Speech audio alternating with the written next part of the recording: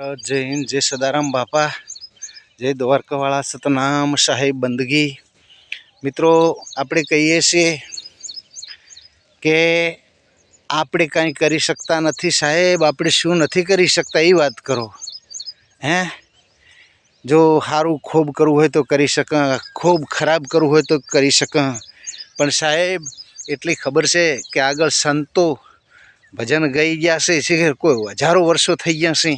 હે, તો એના આજે ગૌરવ છે। અને આજે તમે કોઈ હિન્દી ગાયન, ગુજરાતી ગાયન, કોઈ લોકગીત તમે ગીત ચાલુ કરશો ને સાહેબ તો તૂટી મરશો, તો 12 મહિના જ રહેશે એ રહ્યું। કારણ કે સરનામું નથી વળતું એનું।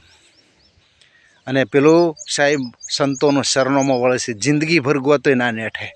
એટલે મારું કહેવાનો મતલબ એ રહ્યો છે સાહેબ, આપણાથી કોઈ ના થાય, આપણે ગાઈ નહીં કેમ, આપણે ભજન બનાવી નહીં શકે એમ, પણ કોકનું ભજન ગાયેલું સાંભળશે ને તો એ સાહેબ આનંદ થાય છે, બરાબર।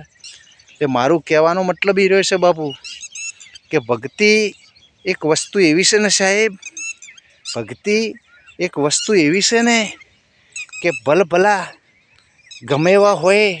અરે સાહેબ, જેસલ જ્યારે તોરલે કીધું કે જાડેજા, તોરલ કે મને બચાવો, જેસલ મને કે તોરલ કે તારે જો બચવું હોય તો એક જ વસ્તુ છે, તારું પાપ પોકાર।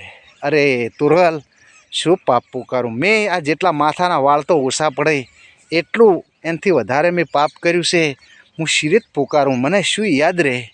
હે, તો સાહેબ એમને જેટલું આવડતું તેટલું પાપ પોકાર્યું અને તોરલના ચરણે જતો રહ્યો, તો સાહેબ પલમાં પીર થઈ ગયો। હે, જેસલ જાડેજા પલમાં પીર થઈ ગયો સાહેબ।